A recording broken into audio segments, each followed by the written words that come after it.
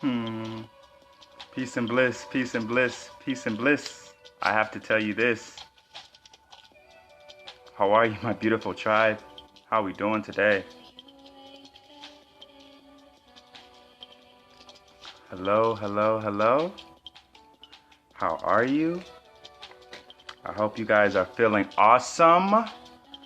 Hope you guys are pumped. Hope you guys are energized. I hope you guys are charged. I hope you guys are ready to take on this day. I hope you guys are feeling awesome, inspired, empowered, and desiring unconditional love on this day. Beautiful tribe, how are you? Melissa, Grand Rising Queen, how are you? It's so good to see you. Hi. Hmm.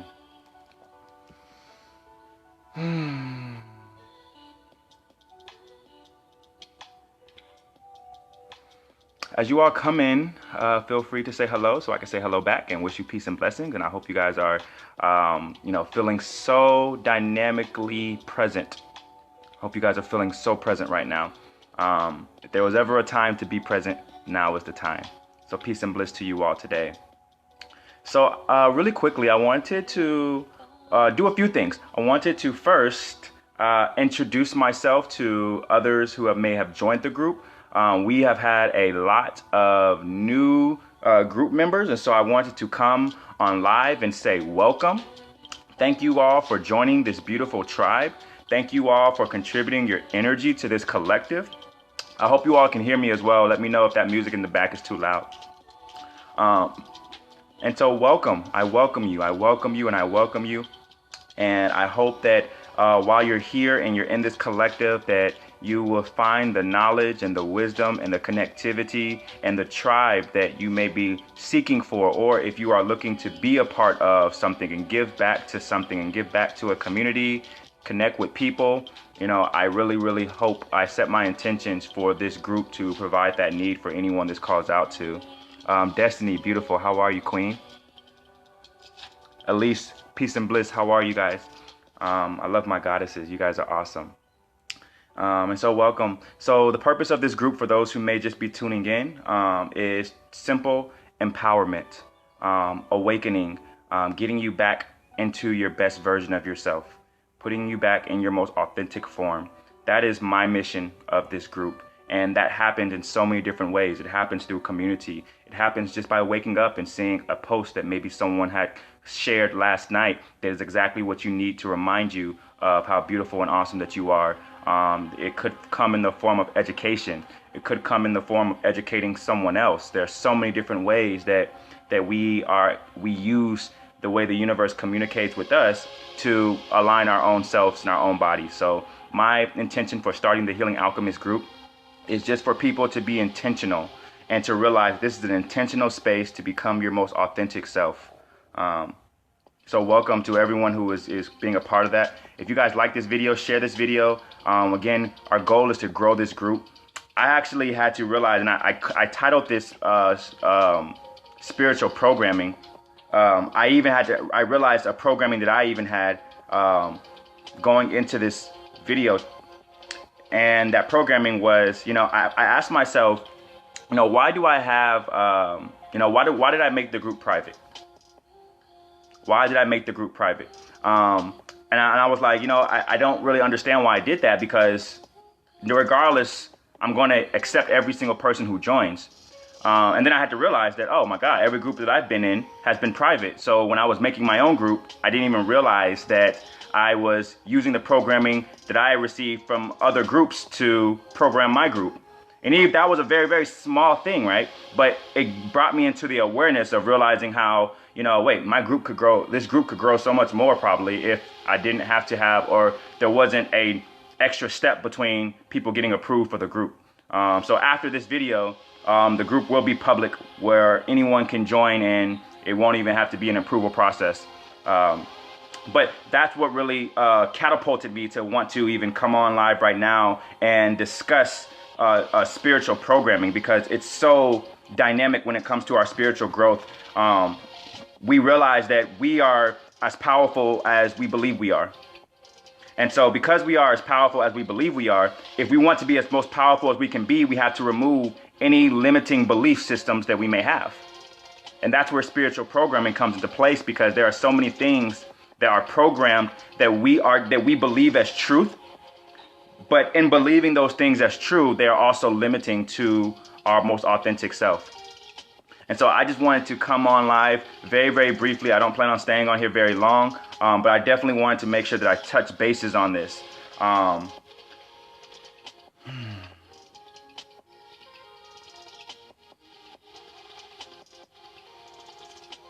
Okay. Okay. So, the way that programming works, right? We are computers. We are artificial intelligence. If anyone tells you that we're not artificial intelligence, they are wrong. We are artificial intelligence. God made us, meaning that we are artificial gods. We are gods that have a splint of ego, which makes us artificial. So God is experiencing life through us. We are having a very unique experience that God has never had before because of our individuality, our individual selves. So we are these unique computer programs, right? And so our job, our role here is to play our role, to act within the natural programming that was designed and inside of us from when we were born. And so what happens when we live in a system, we grew up in a system where at a certain point on our natural growth journey, other people began to program us and put their programming on us, telling us how to be, telling us what's real, telling us what success is, telling us what power is. And when we're in these open spaces as children, we don't have the mental toughness to reject it. And so we accept it. And then we continue to accept it until one day we wake up and we don't even realize that we're accepting it. And that's how programming works over time. And so now we're in this state. Most people in here are aware of themselves. They are aware that they are living in this collective consciousness. And so now that we are aware and we're in this state where we realize that I've always had control over my own programming, that's such an empowering state of being to be in, to be aware that you have the ability to control your own programming. And so once you have this understanding, this understanding, this overstanding, that you have always had the ability to program yourself, you now gain, just in that knowing, you gain the ability to program yourself and to reprogram yourself, right? Now, before we do that, this is the part that I wanted to talk about today, because before we do that, we have to do a system restore. So we have to, now that you know that you can program yourself, before you do that, you want to go back and delete any false programming that is limiting you right now. Because again, remember, you are as powerful as you believe that you are. So even now that you have understood that you have the ability to program yourself, if you don't delete any false programming, then you won't be able to reprogram yourself to the best of your knowledge and abilities, because that reprogramming process is most optimal when you don't have anything limiting who you can reprogram yourself into. You don't have any limiting beliefs on what you can program yourself into. And this is what I teach in my purpose empowerment classes, because most of the reasons why people aren't aligned in their purpose is not because they're lazy. It's not because they're out of alignment. It's simply because they're thinking too small. And so what I do is I expound the mind with a series of alchemy exercises of using your imagination. If I ask an individual, hey, describe to me what the perfect world looks like to you. And it's like someone would say, oh, the perfect world looks like, me going into my job and I have a good salary or I have good pay. And then from right there, it's like, okay, well, why do you have to have pay? Why do you have to have a salary? Why do you have to have a job? Like, if you could create your own world, would you give yourself a job where another man had the ability to control your time? So now we expound the consciousness now. Now it's like, okay, let me envision myself outside of being a worker. And then they imagine themselves maybe with their own business. And now you have this own business, and then you ask yourself, what do you want to do in that business, or how do you want to give your heart in that business? And it's like, oh, I want to, provide resources for my community. Okay, great. That is amazing. But why are you just stopping at your community? If you can reprogram yourself, why wouldn't you not want to reprogram yourself to be the most maximum version of yourself? So if you had the ability to take what you're contributing to a community and contribute that to the entire world, describe that to me. I want to hear that version of you. And so again, that's reprogramming the consciousness by going back and looking at every single limitation that someone told you that you have to believe in order to be who you are, and removing all of those. And that is where we reclaim and we step back into our power. We have to use our imagination. Our imagination is it's our hard drive.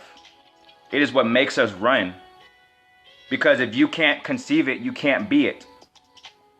So you have to ask yourself, how can I conceive the most optimum version of myself? What does a healed world look like to you? What does the world that we complain about? We say that we're star seeds. We say that we're light workers. We say that we want to heal the world. Well, what does that world look like? And then how specific can I be with designing that world? So if I had the ability to create that world tomorrow, I wake up in the morning tomorrow, what do I do? Ask yourself this. Everyone alive, if you had the ability to construct a world tomorrow, starting tomorrow, what would you do? How would you reconstruct this world? And when you can put yourself in that mentality and stay there, realizing that you are programming your world, the universe will begin to attract what you are now reprogramming yourself. Because we are projections of our reality. So once we can embody that version of us that's living in that perfect world, the universe attracts the world that fits with that body. It matches that timeline. So imagine you have this catalog.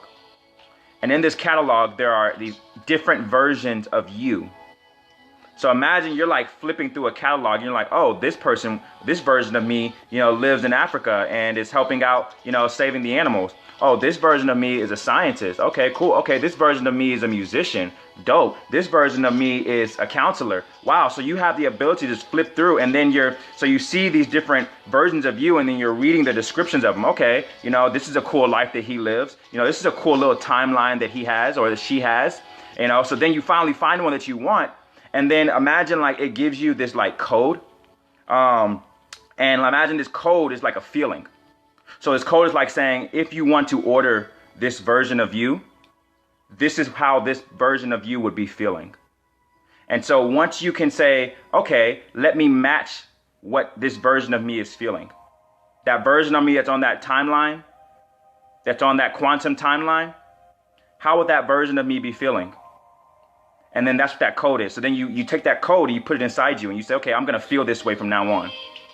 And then as you're feeling that way, that feeling is matching the resonance of the version of you that is actually on that timeline. And so that's the process of that timeline merging and becoming one with this timeline. So the only thing that limits us is our programming.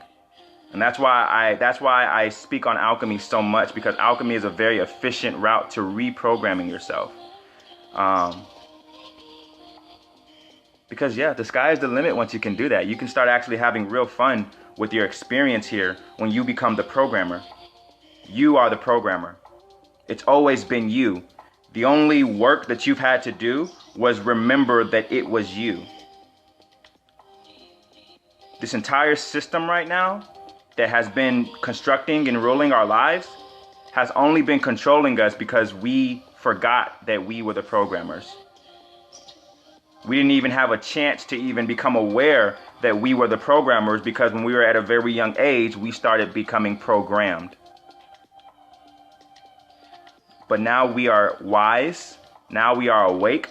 Now we are loving ourselves. We are healing ourselves. We are system rebooting ourselves. So just become very aware of that and realize that anytime you, this is coming in. Be very, very aware of the limiting beliefs that you choose to accept from other people's truths. In my world, everything is my choice. My reality looks the way that I want it to. What I want to be true in my life, I make it true. To a point of ignorance. And I had to get through all the people who were calling me ignorant and who were calling me egotistical and who were like, who do you think you are? I'm like, nigga, I'm a God. What do you mean who I think? Who do I think I am? Who do you think you are? We have the ability to control our worlds. So that's what I'm doing. So forgive me if what you're saying to me is not pouring into my world and creating life into my world. Because if it's not doing that, then it's not accepted and welcome into my world. And you can call me egotistical for that, but that's because I take control over my world because this is my world. And in my world, I love myself unconditionally enough to not allow anything to come into my world and take me out of my peace and to create confusion and distorted illusions. So that's why when people talk to me now, it's like a lot of people, I'll tell them something and they'll say, oh, that's not true. And I'll say, okay, you don't want that in your world. That's fine. That's 100% okay. I'm completely okay with that. That's your choice. I just reflect what's in my world, because in my world, you can do whatever the fuck you want. In my world, you're free. You're free to be your most authentic self. So I reflect that. That's even the reason why I don't like wearing clothes, right? So I could come on live and say, oh, maybe people would be offended or upset if I didn't have a shirt on. But in my world, I can be my authentic self. In my world, I project that people will find that me having a shirt off does not bother them. I create whatever I want. People will be understanding. People will be able to get the message regardless. People will be able to focus on my energy and really receive the messages. So that's all I think, and that's all I project out. And in my world, that's what gets reflected, even to a point of ignorance, right? So when you realize you do that for your job, you do that for your children, it's like, I had to realize the programming even a long time ago about how I was raising my kids and how I was raising them as if I owned them. I kept saying, you're my child, so you're going to do what I say.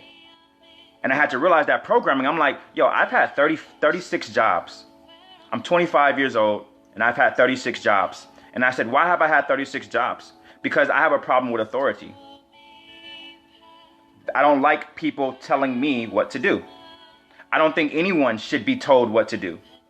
I believe that we are all independent gods. We are independent creators. Our job is to grow up with our children, not to grow our children up. And so when I realized this, and I said, where did this programming come from that made me want to claim ownership of my child and say, that child is mine, so you're going to do what I say. And I said, well, that came from my parents. My parents teaching me the same thing. I said, okay, where did they get that from? You know what's crazy? Is that I realized that the source of that programming came from slavery, from white men claiming ownership over black slaves and whipping them when they are not in alignment. When they are not doing exactly what the slave owner tells them, there's a punishment, and they instill fear followed by punishment to create obedience. And that is the way our entire ecosystem is designed right now, right? If a child we claim that our children, that we have free will, but we do the same thing that the Christian God does to us. It's like, okay, you've got a choice to make, but if you make the wrong choice, you're burning in hell forever. You've got a choice to make, but if you make this choice, this is your outcome. So it's like, are you really giving that person a choice if the only choice they have is to listen to you or endure forced pain that you are putting on them? Right? So it's like, why aren't we living in a world where a child has the ability or the option to listen to you or experience life? Right? So like we think about wisdom.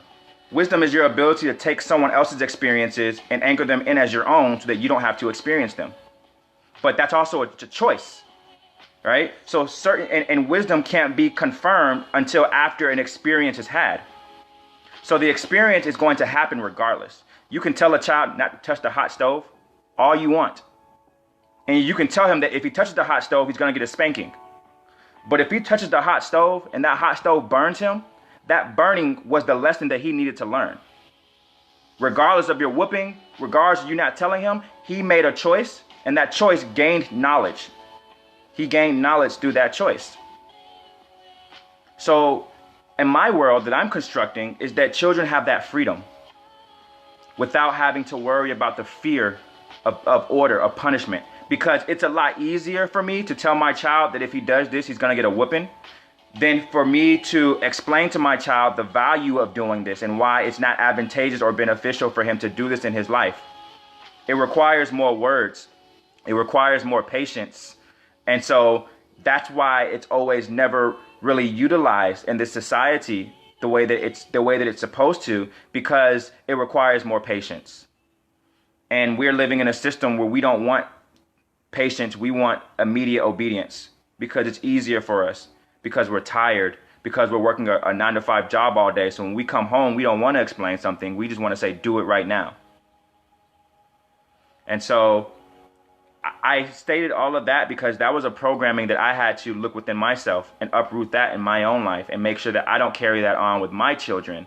And also even the people who are around me and the people whom I work with. You know, I don't want to be that individual who, although I am the CEO of my own business, I don't want to be that person that says, do this because I said so. I want to be the person that when I communicate something, if you have questions about how, or confusion about how what I'm asking you to do, then ask the question so I can give you clarification on that so that you can understand why you're doing what you're doing. So that's what I create in my world. So I asked you, what are you creating in your world? How are you designing your world? Are you designing your world based on how your world already is? Or are you using your imagination based on the purest intentions of your heart to construct the world that you want to see?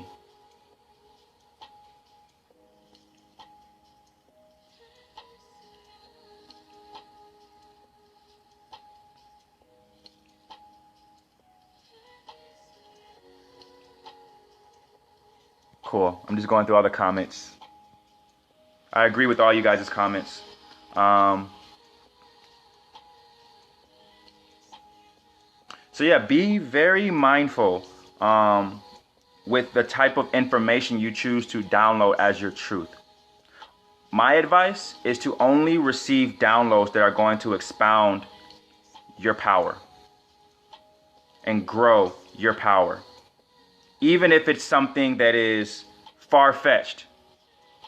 So there are so many things that I've read in history. There's so many things that I've researched that have no evidence to support their claims.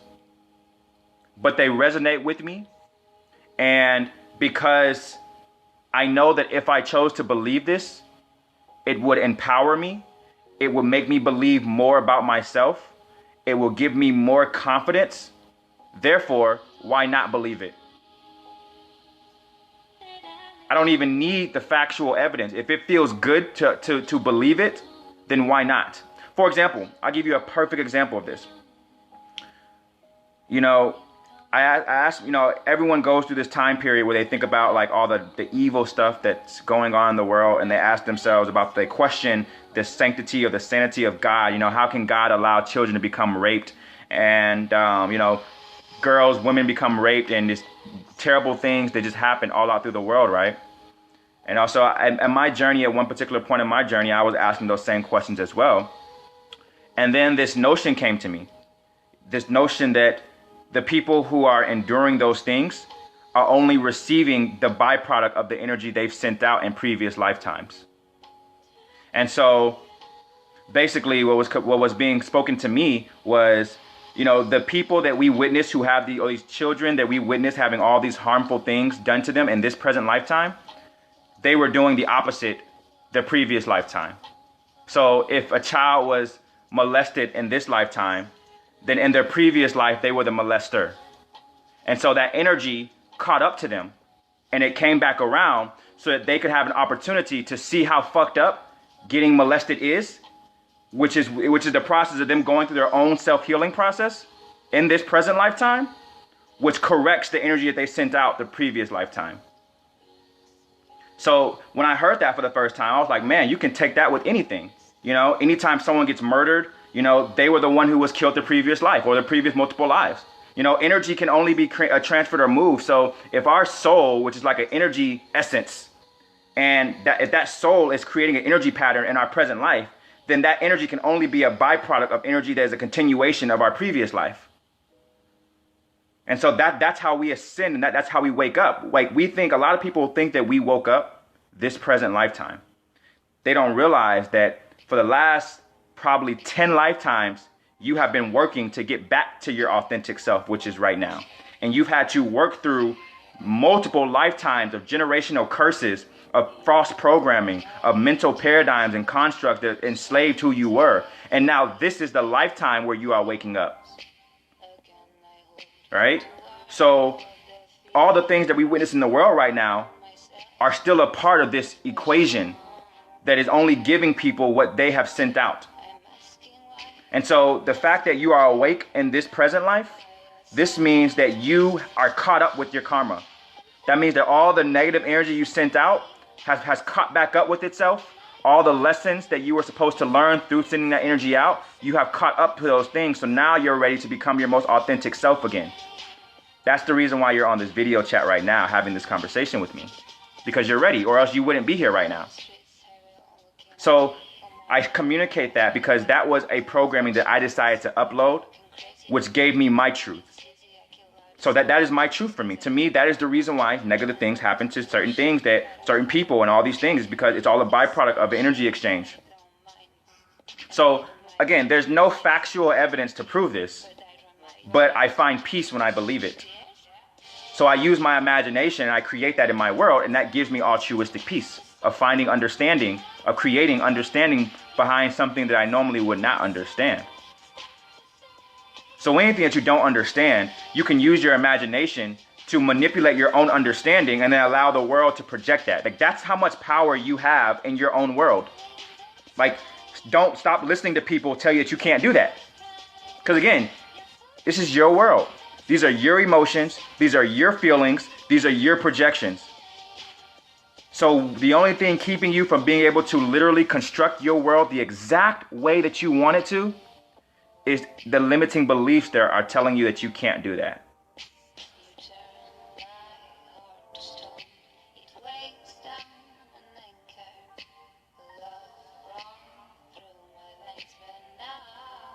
Kelly McCarthy, you said, how? I'm still being treated like a lowlife by my adult children. I don't know how to turn it around. If you're being treated like a lowlife by your family, that's because you are treating yourself like a lowlife in some aspect of your life. And so by you treating yourself that way, you're giving your children the blueprint to how to treat you that way.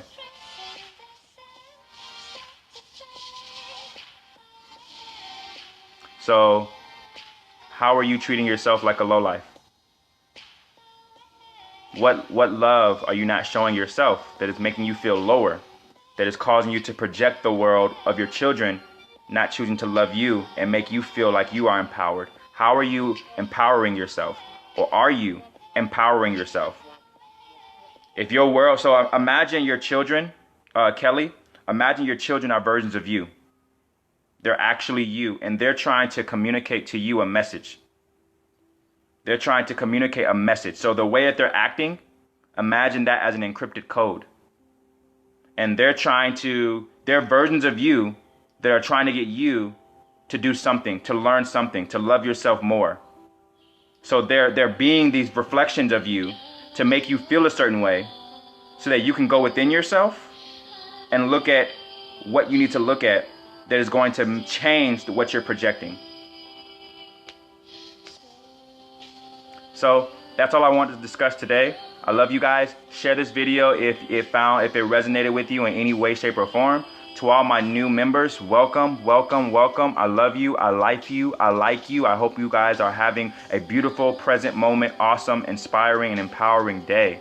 Realize, guys, you are the creators in this beautiful experience. When you can tap into that, you can realize that you are only sent here to have fun.